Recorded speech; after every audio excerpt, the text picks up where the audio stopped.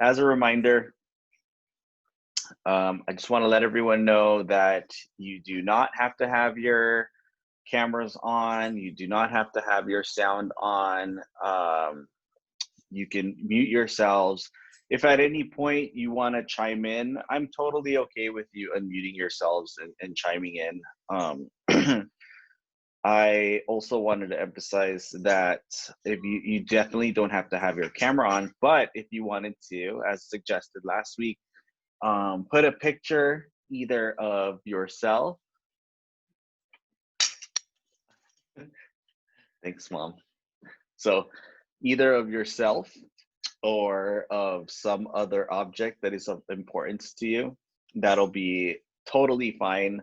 If you need to eat, if you need to have your family around, if you're at work and you're just trying to slip into class on the side, that's totally fine too.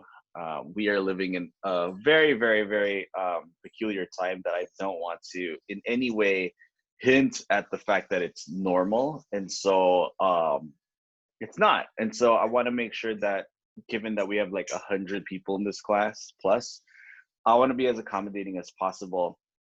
Besides, I'm a big believer that learning can happen in any capacity. It doesn't have to be in the most formal of contexts, or it doesn't have to be in like a classroom where people are like obediently sitting and listening. Like I'm a big believer, as long as you're intentional about being engaged with class, you could be going for a walk, getting in your steps, getting outside, playing with like tending to family, kids, other people in the house. I am, by the way, you'll notice the background. This is different from last week. I am in a little pod with myself, my partner, and my parents. So in the spirit of trying to keep safe, we get tested on the regular. FYI, by Cal Poly Pomona, there's a testing site where folks can get COVID tests for free, and you get your results in 24 hours. And it's just nice to know that we can do that on the regular, and health insurance is not required at all. You can get that, and a days later, you can know if how you stand with respect to COVID. And that's been helpful both for me and my family, because for many weeks, close to months, we didn't get to see each other. And so I'm glad that we have now available testing so that we can at least visit each other now. So I'm prefacing that because as your professor, I know these are weird times, and I want to drill home the fact that I am as human as you are, going through the same thing. I said this in my stats class last spring, that I want you to always think of yourselves as human beings first. I want your needs to get met. And so, yeah, if you need to be like, you don't need to be like at a station, like anchored to anything. You can be doing other things, because I know that the reality of where we're at right now, you have to do other things. So just to prove the point, I was trying to sneak in a meal before, like one of the nice things about visiting home is that I'm not the best of cooks at all. I actually barely cook at all. But whenever I do visit Mom, she is always making sure I eat Filipino food. So in the spirit of this class, which is Sociology of Immigration, I want to let folks know that I have this full plate of Filipino food that I can't eat. Ooh, looks good. Just eat it. Just eat it. We won't judge you. Just do it. Just do it. Just do it. Okay, so I'll give you a lesson in Filipino food, everybody. Raise your hand if you've never had Filipino food before. I know, I'm sorry, Janelle. Janelle, I'm hungry too. So some people have never seen Filipino food. I'm sure people here have, but given this is immigration, food is a big part of the immigrant experience. Thank you, Helen. Filipino food is bomb. So is lumpia, Jennifer. But in the Philippines, one of the biggest things I grew up with in a Filipino household was Filipino breakfast. So unlike American breakfast, which was, what's American breakfast? Like bacon, eggs. What's like American breakfast? Bacon, eggs, ham, hash browns, sausage. cereal, which I absolutely love. Trust me, I love diner food forever. Filipino breakfast consists oftentimes of it's what we call a portmanteau. A portmanteau is basically just two words that are strung together. So what would be a portmanteau? Give me an example of two words that are two separate words that you string together. Doghouse. Doghouse. Yes, that's a portmanteau. Perfect example. Any others? Pancake. Pancake. How's pancake? Pan and cake. A pan and a cake. Is that really where pancake is from? I was thinking pan like bread. But sure, pan, it's in a pan and it's a cake. Absolutely. Give me one more portmanteau.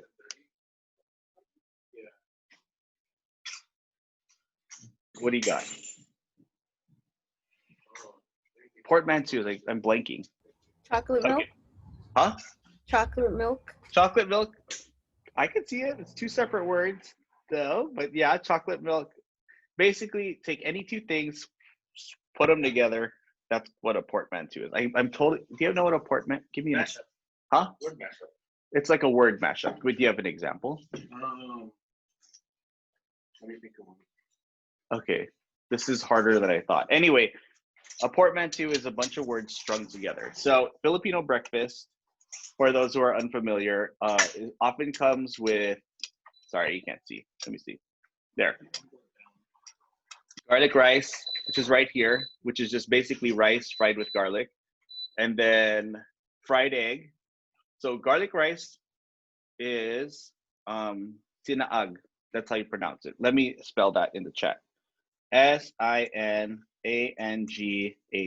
Sinangag, right? In Philippines, there's many different words for rice. So like uncooked rice is bigas, and then cooked rice is kanin. But garlic rice is sinangag. Yes, it's sick, but in a good way. So then we got egg, which is itlog, and then whatever meat you choose. I don't know what this. Oh, this is corned beef, but usually, and I don't know what this other thing is. Mom, what's this other thing? This other meat you cook? Steak. So let's just say it's beef, and the word for beef steak would be tapa. So tapa plus tapsilog. Oh, so all of it together would be tapsilog, because you have tapa, sinaag, and itlog. Now, if you change out the meat and instead you have fish, which in Tagalog is bangos. It's a particular type of fish, like milkfish. There would be bangos, sinaag, and itlog, which would be bangsilog. If you had, as Roxanne in the chat suggested, langgonisa, which is sausage, then you'd have langgonisa, sinaag, and itlog would make longsilog. So basically, like those two staples are going to be the fried egg, and the garlic rice, and then whatever kind of meat. And then what I would do as a kid was you would put the rice. Sorry, I'm definitely not gonna eat. So I'm sorry for folks that are hungry, but you put the fried egg on the rice, and then the yolk would still be a little bit wet. You'd like mash it together, and then with a fork and spoon, because Filipinos eat with a fork and spoon, not so much with like a fork and knife or chopsticks. You would spoon the food together with the meat, and then, like so. But to respect folks that haven't had the chance to eat breakfast yet or are hungry, I'm going to put the food to the side, but there's a basic lesson in Filipino immigrant household breakfast. So I figure this is a weird time. We're, love this lesson. Yeah, this is a weird time, so I might as well get as creative as possible, showing you that like I'm teaching this class from the immigrant household that I grew up in. My immigrant mom is literally cooking in the kitchen, Filipino breakfast. I tried to give you a primer on Filipino food. Can you put on Blackboard maybe some Filipino restaurants we can go out and try? Oh yeah, absolutely. That would be sick. That would be sick. Where do you live, Christian? Where I live do you in Tustin. I live in Tustin. Oh, you live in Tustin. So Tustin actually is home to this magical place called Seafood City, which is a Filipino grocery store. It's like right on the border of Irvine and Tustin. But in Tustin, there's got to be a ton of Filipino food. By Cal Poly Pomona, it's Y West Covina, which is like Filipino immigrant neighborhood central. But they have like, so if I were you, Christian, I would go to Seafood City. Make sure to, you know, wear all your protective gear. It's easy to make Filipino breakfast. All you need to do is have some rice, get some garlic, chop it up, grill it with the fried rice, grill some fried eggs, and then actually in the freezer section of Seafood City, you have some of the best chicken langonisa ever. Are you vegetarian or no? No, I'm not vegetarian. Okay, I'll eat just good. about anything. Yeah, so then you can eat it. My mom's yelling at me that I'm getting the cooking style wrong. You have to saute the garlic first before you could put in the rice so that the garlic is essentially browned, and then mix it together. So that was my little 10-minute lesson on immigrant Filipino upbringing. But given that I know I read all of your introductions, and I was like getting goosebumps as I was reading them, because it seems like everybody has some very personal connection to the class. And so I'm just going to open it up before we get to like actual class part. What were some of the quintessential like immigrant food traditions that you were exposed to as a kid that you, as you got older, realized, oh, that's not like typical, I didn't realize until now? Or if you have no connection to like an immigrant experience, what would be your favorite ethnic like immigrant driven food preference? So I'm gonna stop there and open it up. So let's see, we got people sharing that they live near Jollibee and Seafood City. Thank you. Those are Filipino eateries and a grocery store. Desiree says, learn by doing. Absolutely. We are learn by doing. The only problem with this learn by doing is this food smells really good and I can't. I'm like trying to respect the class dynamic and not eat it. Let's see.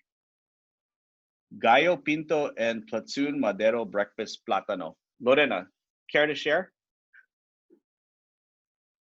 Yeah, growing up, my grandma lived with us, so we would have breakfast, well, food every day that we would get home from school. But for breakfast, it was always gallo pinto every day, which is a mixture of rice and beans. But it sounds easy, but it's the ingredients that you use that makes it really, really good. And my grandma, like, it was so good, and she would always make the fried bananas. Oh my gosh, yes, yeah. So we would have that in the house all the time. And then growing up, I thought it was normal until I thought everybody had that for breakfast, but not everybody does. Okay. So Lorena, this is plátano madero, not platoon. Like that's no, just English. maduro, yeah. Okay. What's Mauricio? What's tiuda? It's pronounced clayuda. I'm sorry. Could you pronounce it again? Clayuda. Oh, clayuda. Okay. Yeah, it's basically like a large like kind of toasted tortilla, and you got beans on it, and then quesillo, like avocado, like oh any my god, type of, yeah. And that was My breakfast mom, every day? Huh? That was breakfast every day? No, it was just like a thing that I thought was like pretty normal. Like, but like from my friends and everything that I talked to, like it doesn't seem so. Oh, Because my mom and dad are from Oaxaca. Oh, they're from Oaxaca. So this Oaxaca is a very specific type of cuisine, and it is like the most famous mole in the world, right? Yeah.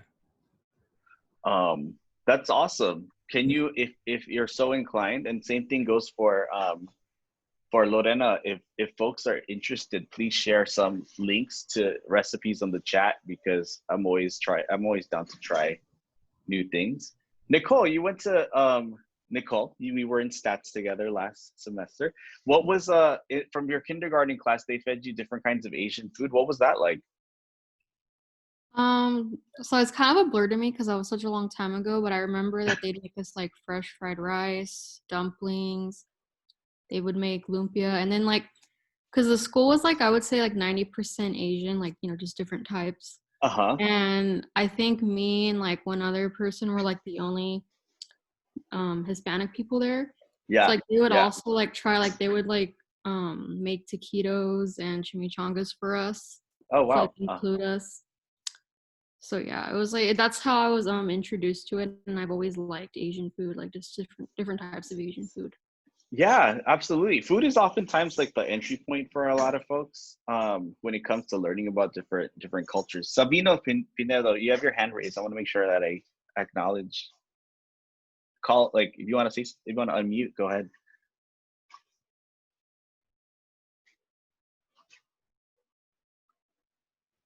Sabino? No, that was an accident. Oh, okay, that's okay.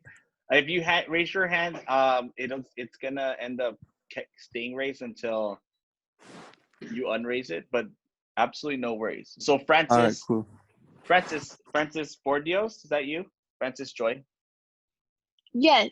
Okay, so we had classes, we had stats together too. Yes, we did. We had stats together.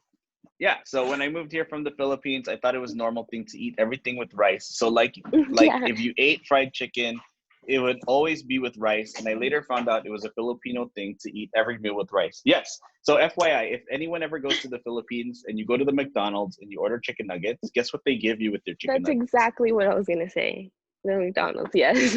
They give you rice. And when I was growing up, if I didn't have this fancy Filipino breakfast, my grandma, who was like Lorena, I was raised in a multi-generational household. So there was grandma, there was aunties, there was mom, dad. It wasn't just like our nuclear family, but for breakfast, she would cook, well, back in the day, it was called Price Club, but Price Club chicken nuggets.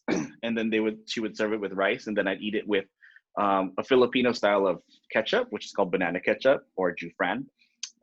But yeah, it's funny how all of this like immigrant experience and American experience all blend together. I'm going to read a couple more before we shift. Chileno style empanadas, pork rolls. And Alexander, tell us more. So yeah, like pretty much like with my family and stuff, like my mom, like she's originally from Chile, South America. And okay. And so pretty much. So Chileno is literally, you literally mean Chileno, like Chileno. Exactly. And I just remember like pretty much growing up, like we were always like especially when my family and I, when we would celebrate like the day of Chile's independence, like which would be on like a September 27th. Like that was like we would always like have like these huge festivals, like either at my uncle's ranches or at one of our houses, and we would always serve like the empanada, so to speak, I actually lived in Chile like in the winter for a month. And that was when I knew about the pork rolls. Like I don't remember exactly like what they're called. They're hard to pronounce, but choripan? Much, is it called choripan by chance? No. Okay. But it pretty much like it literally like it kind of like has it pretty much has like a pork like and cheese on the inside with an outer layer of bread, and it's really, really good. It's it pretty much just like it's a classic type of meal, like if you lived in the areas of Belka or Bengao and stuff, because that's where most of the rural countryside is in. Oh man! So yeah. If you got a link to a recipe, I mean, of course, I'm sure you haven't necessarily tried the recipes, but I would love to read up on all of this stuff. So we got Francis and Rachel. Oh, I guess Rachel, you're also grew up in the Philippines as well. And then Cynthia, we have someone else from Oaxaca. So let me ask you a question. If you're from Oaxaca, do you say Oaxaqueño, or I know Oaxacan would be like the anglicized version of it, but what would you say? How would you say someone's from Oaxaca? What would be the proper descriptor? I think that was correct. The Oaxaqueños is what okay. Like if it's just in general, whether it's a female or a male. Oaxaca would be like female. Okay. Yeah. Cool. So we also got tamales estilo Sinaloa. And that's the thing with like Mexico is such a diverse region that all the different parts of Mexico's food, there's no like it tastes so different depending on what region of the country you are. It's funny, like if you don't have any exposure to like either Mexican communities or Mexican friends, or actually just like Latin America in general, you're not gonna know any of these like taste distinctions. So Michelle, what would you say is distinct about tamales from Sinaloa? That's distinct from like other tamales. Yeah. So growing up, I thought all tamales were the same. And then eventually I got older and I was like, oh wait, they're not the same. So both of my parents are from Sinaloa. And there are tamales there. So, the basic breading outside. And inside they put traditionally they'll do beef. They'll add a carrot, jalapeno. Depending on who's making it, they'll add olives. Oh wow. Okay. Sometimes raisins. They'll put raisins.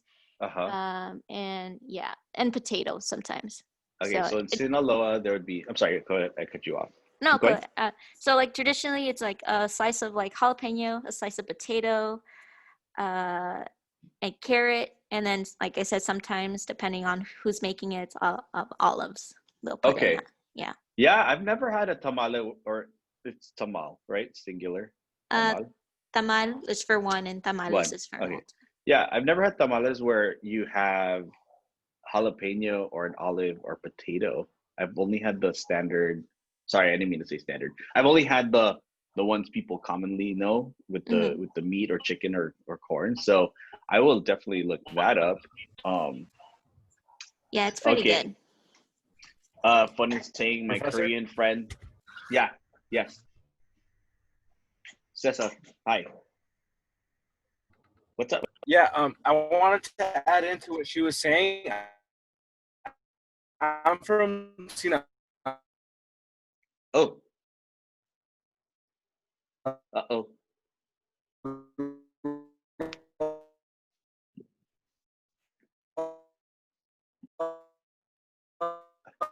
I'm like at the edge of my seat trying to figure out what you're saying.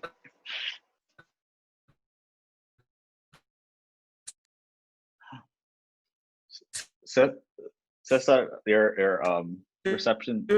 And I've noticed that add in like a bunch of like vegetables or like a bunch of things to the tamales.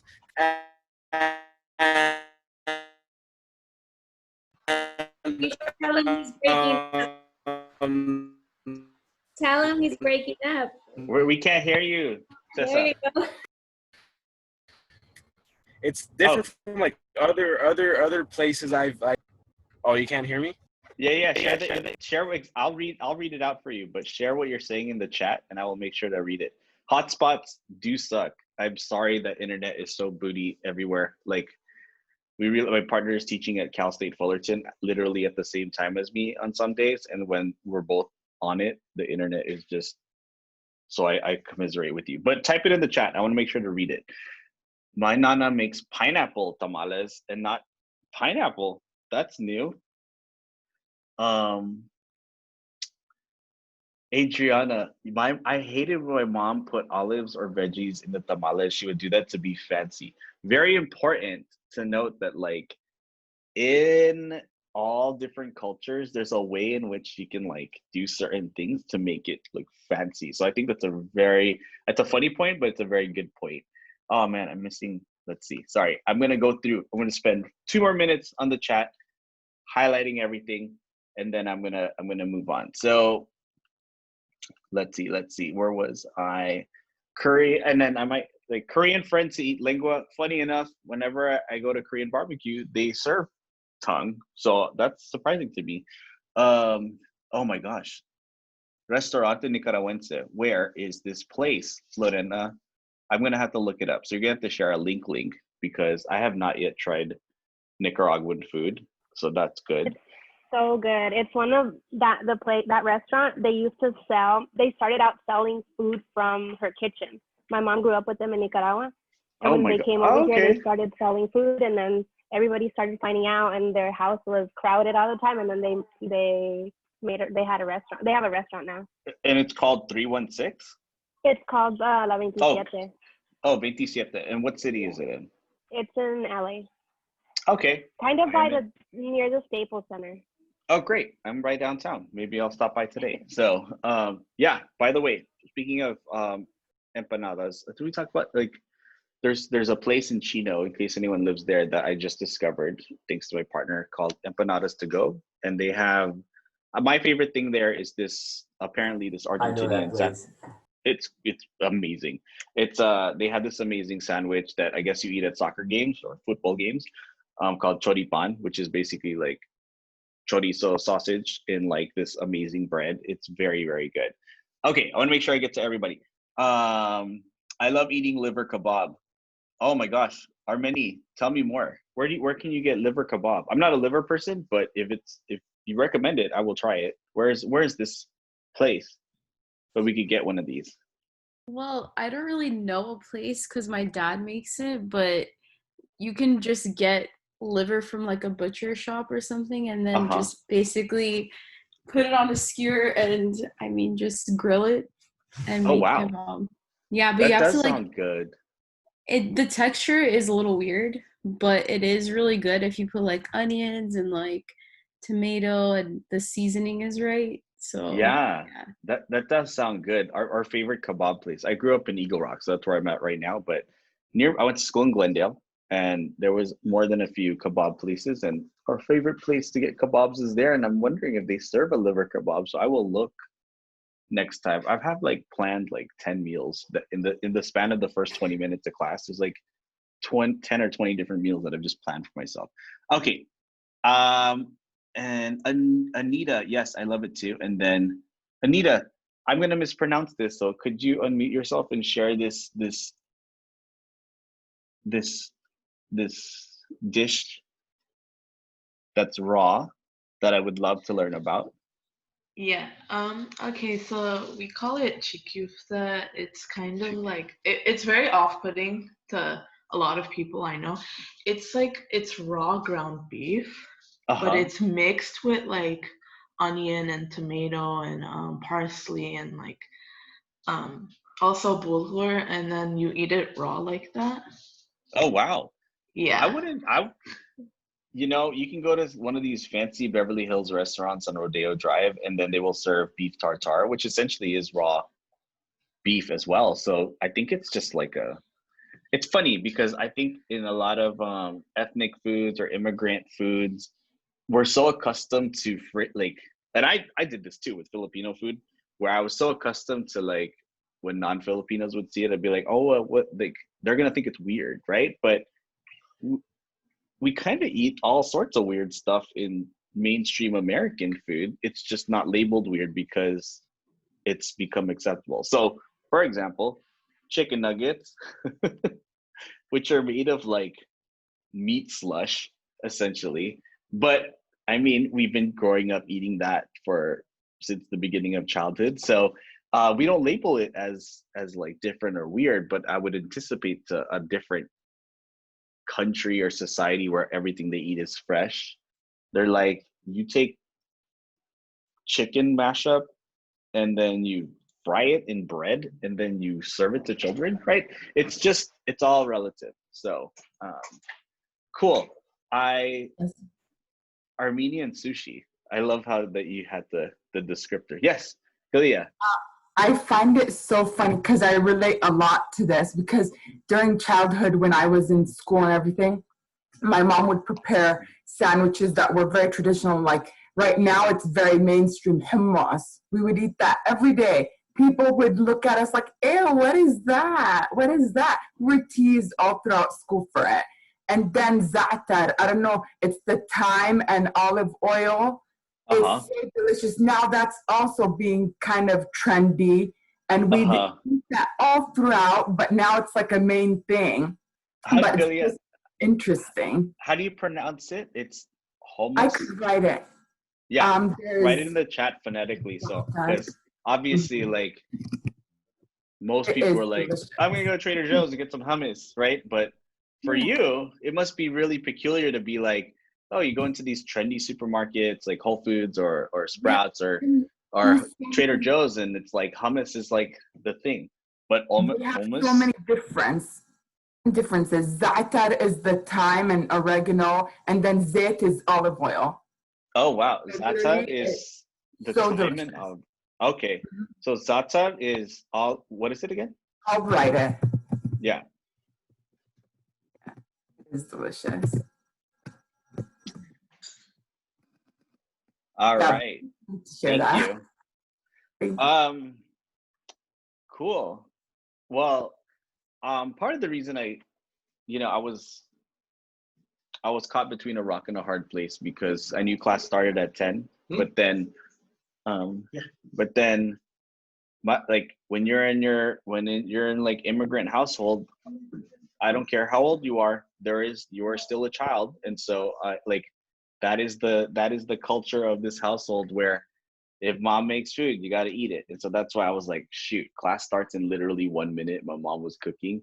What do I do? Do I either like snub my immigrant mom cooking and meet her wrath, or like use it as an opportunity to like have a conversation about immigrant food and the difference between like what's considered value versus what gets labeled as weird.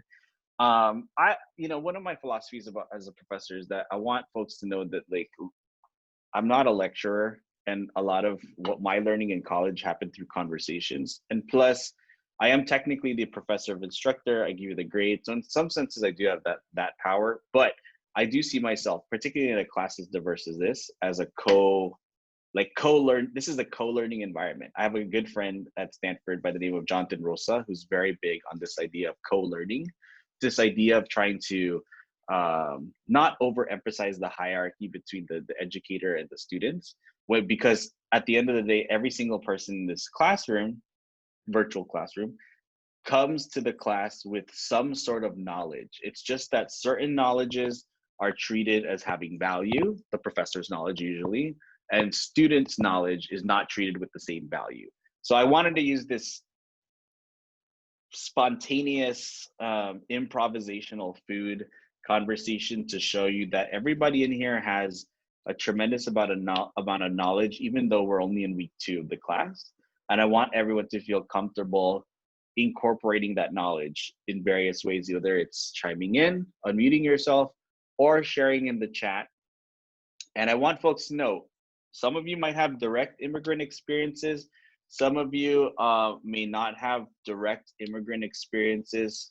Your family arrived here in a very different way than voluntary immigration.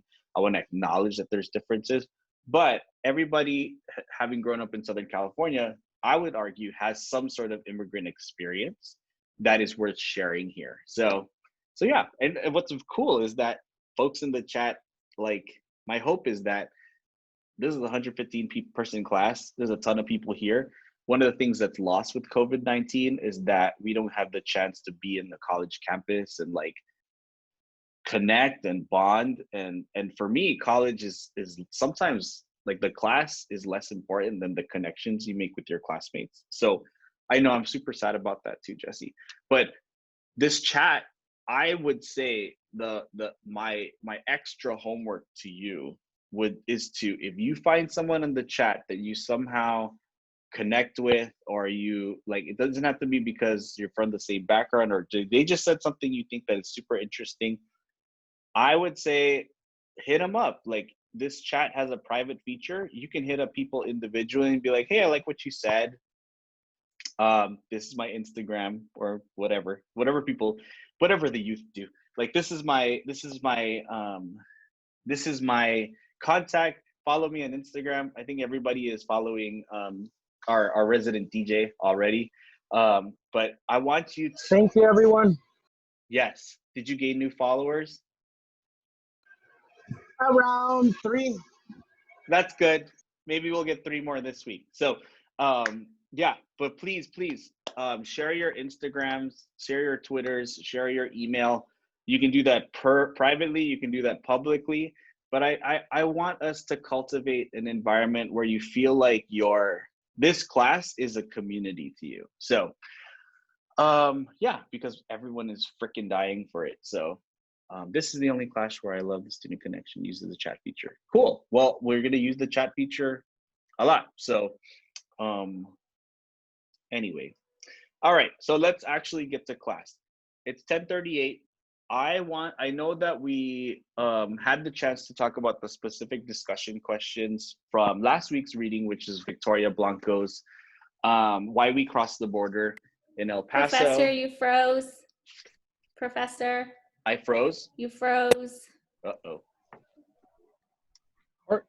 Or he's probably acting.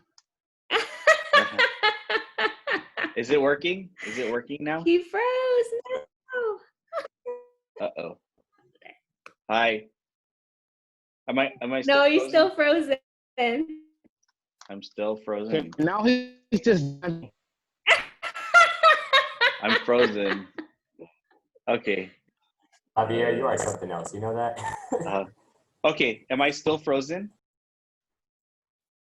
Can you hear me? You can't hear me. Won't you restart your camera?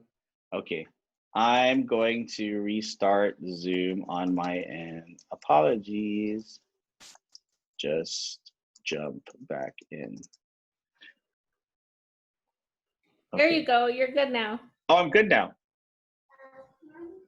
Am I good now? Oh, no. You froze again. Oh my freaking goodness. This is your chance to eat, Professor. I know, this is my chance to eat. Yeah, you're frozen again.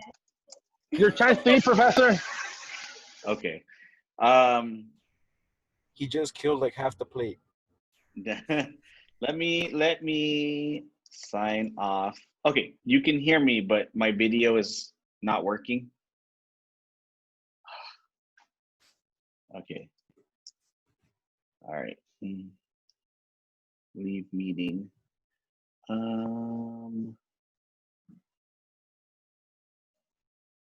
Okay.